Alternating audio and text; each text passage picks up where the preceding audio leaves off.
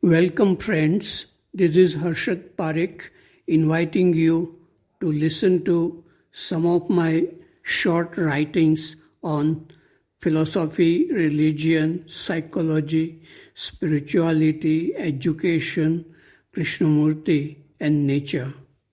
I hope you have a good listening. This is audio tape number 26, article number 153. It is about psychology and Krishnamurti. If we do not understand our own self, we will create many problems for ourselves and people around us.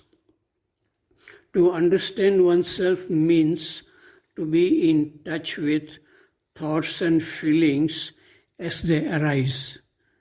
Recently, I met a psychologist who has taught psychology at many different universities.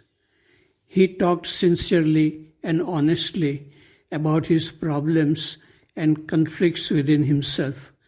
He said that the study of psychology at university by reading many books does not make us free from psychological problems with friends, family, and society. Teachings of Krishnamurti go beyond traditional religion, psychology, and rational intellectual thinking. Krishnamurti's teachings, if properly understood, can make our life and mind happy, healthy, and creative every day with ever-renewing freshness. Article number 154. It is about natural discipline. Discipline imposed on the body by the mind to achieve something does not last long. It generally ends up in conflicts and laziness prevails after some weeks. Discipline which comes from understanding and love becomes enjoyable and becomes one's inner nature.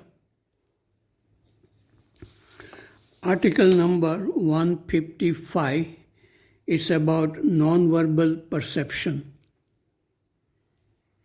I had an interesting conversation yesterday with a visitor here at the Krishnamurti Study Center in Bangalore. He had worked in an industry for many years, but for the last 5 years, he has dedicated his life to meditate and to live simply. He had experimented with drugs which induced a different way of looking at objects, non-verbal perception, in which everything looked strangely beautiful, fresh, without the division between the observer and the observed. But he knew the limitations and dangers of experimenting with drugs. He has stopped taking drugs now. He asks, is it possible to have that non-verbal perception without using drugs? Is it possible to have this kind of perception by human effort alone, or some kind of divine grace is necessary? And is there not a very thin line between madness and mysticism? I said that healthy lifestyle and healthy body-mind are necessary. Human effort alone in the right direction is not enough. Such a non-verbal perception is not the result of will or desire. I told him about Aldous Huxley, who had experimented with drugs and had written a book, Doors of Perception.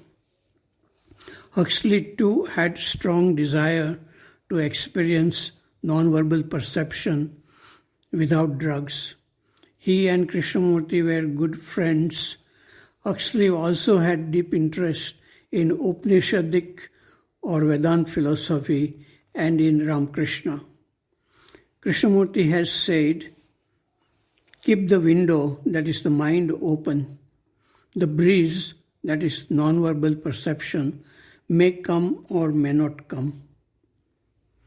I feel that human effort in the right direction is necessary, but without divine grace, one cannot live in the world of impersonal love and beauty every day.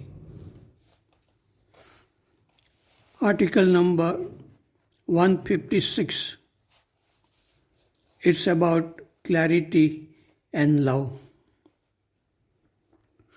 Once a young man said to Krishnamurti, the more I have thought about love, the clearer it has become. Krishnamurti asked him, has love become clear, or what do you think about it? The more we think and discuss Krishnamurti's teachings, the clearer it can become. But have we got non-verbal clarity? If there is non-verbal clarity which functions in our daily life activities, is it necessary to repeat Krishnamurti's insights? Article number 157. It is about ego. Can there be goodness as long as the sense of me or ego exists? A lady teacher said, I have not come across anybody who is free from ego. That may be so, but some people have moments of great beauty, sensitivity, and goodness when everything looks so clear, fresh, and strangely beautiful. In such moments, the sense of ego is absent. With deeper awareness, one can live with such moments every day. Article number 158. It is about Krishnamurti schools. It is a pleasure to see little children playing and running around and shouting with joy and excitement on this beautiful campus full of trees. They would not feel such joy if they studied in a school in a city with too much pollution. Students look forward to come to this spacious campus every morning to play and to learn various subjects. I am glad that such schools still exist in India. Krishnamurti schools have natural beauty, space, and silence. These are ideal places for learning not only academics but also about the inner world of thinking and feeling. Article number 159. It is about Krishnamurti and dreaminess. From his youth, Krishnamurti had a great fascination for the Buddha. In 1914, when he was 19 years old, he was in Taormina in Italy, in the company of his brother Nitya, Lady Emily, George Arundel, and others. They were all sitting in a room in Hotel Naumechia and discussing something. There, Krishnamurti saw a book about Hinduism and Buddhism authored by Sister Nivedita and Anand Kumaraswamy. Krishnamurti flipped through the pages of this book and he fixed his eyes on a picture of Buddha. After some time, he spoke in an enchanted voice. The Lord Buddha is here. His face and expression drastically changed as he said this. He dashed out of the room. After some time, he returned and said in a calm voice that Buddha was with him, standing by his side.